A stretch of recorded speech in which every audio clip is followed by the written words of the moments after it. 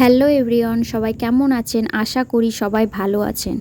আজকে আমি আপনাদের সাথে শেয়ার করব আমার নতুন কিছু বিউটি প্রোডাক্টের ছোট্ট একটা আনবক্সিং ভিডিও। আমি এই 3টে প্রোডাক্ট অনলাইন থেকে অর্ডার করেছিলাম আর আজকে সেগুলো এসে গেছে, তাই ভাবলাম আপনাদের সাথে আনবক্সিং করি।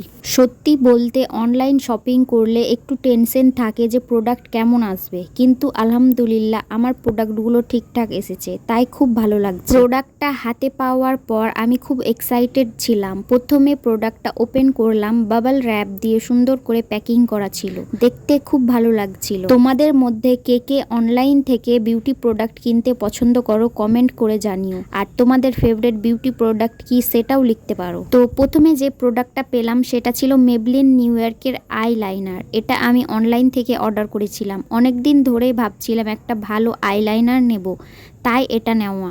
প্যাকেজিংটা আমার বেশ ভালো লেগেছে, হাতে পাওয়ার পর দেখতে অনেক সুন্দর লাগছিল।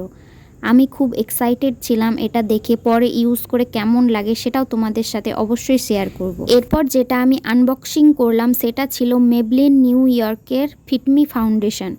এটা আমি অনেক দিন ধরে ট্রাই করার কথা ভাবছিলাম, তাই এবার দেরি না করে অর্ডার করে ফেলেছিলাম। কিন্তু আমার একটাই প্রবলেম হচ্ছিল যে আমি কোন শেডের ফাউন্ডেশন অর্ডার করব। তো অবশেষে আমি সান বেজ বলে একটা শেড আছে, ওই শেডটাই অর্ডার করেছিলাম। এখন শুধু ব্যবহার করার অপেক্ষা, তারপর কেমন লাগলো সেটাও তোমাদের সাথে অবশ্যই শেয়ার করব।